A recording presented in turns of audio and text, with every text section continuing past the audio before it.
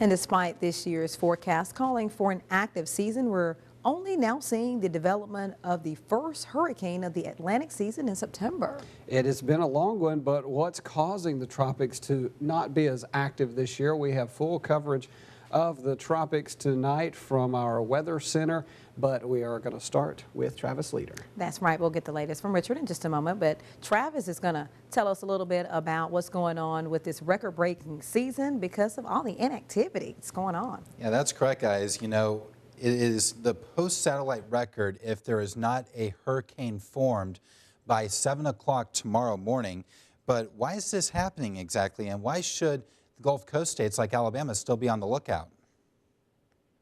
You kind of have to take these long-range seasonal forecasts with a grain of salt. It's never going to be perfect. In some years they get it almost right, in other years they're way off. Although there are two tropical systems close to hurricane strength in the Atlantic with Gabrielle and Umberto, WVUA Chief Meteorologist Richard Scott says the conditions haven't been favorable for tropical development. So far it's been a pretty quiet season. We haven't had any hurricanes because dry air and wind shears really kept the tropics pretty quiet.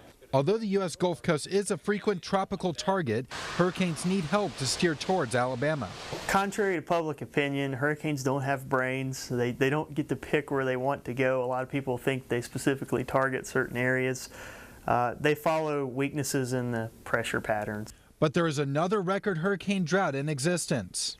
It's been a huge period of time where we haven't had a major hurricane impact the U.S., and it's really, really rare to have that long of a period of time without a landfalling a major hurricane. I think it was back in 2005 the last time we had a Category 3 or stronger storm at landfall. Hurricane experts say looking at a preseason hurricane forecast is about as dependable as a Vegas college football point spread. It's kind of like predicting Alabama football games if you want to look at it that way. We have a big one this weekend with Texas A&M, and we've only had one game for a sample size, so it's kind of unreliable. And by the way, the Crimson Tide are touchdown favorites against the Aggies. Now let's look at the latest tropical forecast on Tropical Storm Humberto. WVUA Chief Meteorologist Richard Scott joins us now. Do we have a hurricane?